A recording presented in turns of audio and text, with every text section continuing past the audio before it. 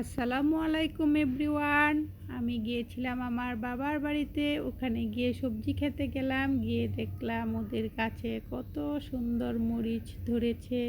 মরিচগুলো পেকেও আছে, আবার কাঁচাও আছে। পাকা কাঁচা মরিচ দেখতে গাছগুলো অনেক ভালো লাগতেছিল। পুরো গাছে মরিচগুলো লাল আবার সবুজ।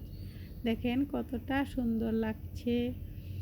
তারপরে মরিচের পাশাপাশি এখানে আছে পুঁই শাক গাছ। দেখেন একবারে সবুজ টাটকা পুঁই শাক ক্ষেতের মধ্যে, দেখতে কত ভালো লাগছে তাই না?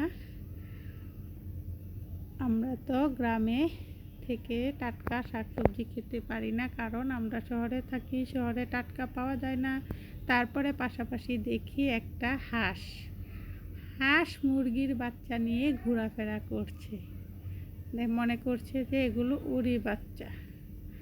দেখেন মুরগির বাচ্চাগুলো ঘুরে ঘুরে হাঁসের কাছে যাচ্ছে, মনে হচ্ছে ওর মা।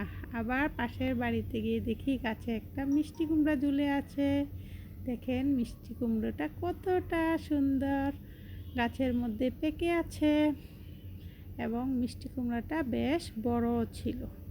তারপর দেখি গাছের মধ্যে কাঁঠাল, আর কাঁঠালগুলো দেখতে এতটা সুন্দর এবং অসাধারণ ছিল যে ভিডিও না করে থাকতেই পারলাম না।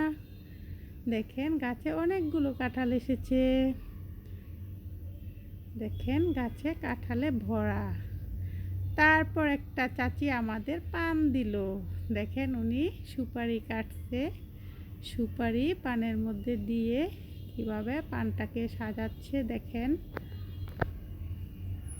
দেখেন এখানে পানের মধ্যে সুপারি দিয়ে দিল, তারপর দিয়ে দিল আর পানের মশলা যা যা লাগে। তারপর আমরা পান খেয়ে নিলাম ওনার কাছ থেকে।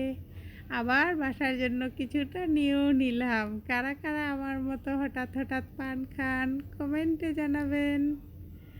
আর পান খেতে কিন্তু হঠাৎ পান খেলে কিন্তু মুখ লাল হয় আর দেখতে ভালো লাগে। উনি আমাদেরকে কতগুলো জর্দা দিয়ে দিয়েছিল, এগুলো খেলে তো আমাদের মাথাটা প্রায় ঘুরেই যাবে।